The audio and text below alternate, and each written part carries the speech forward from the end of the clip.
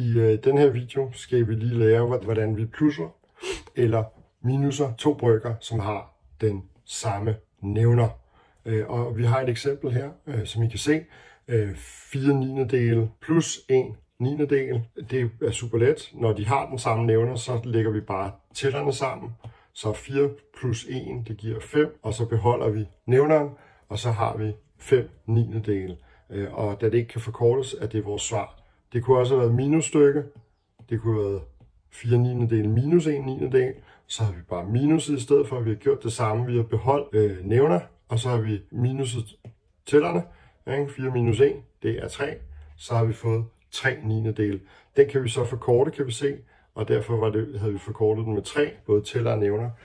Og dermed fået 1/3. Og det er, hvordan vi plusser og minuser med brøker, som har samme nævner.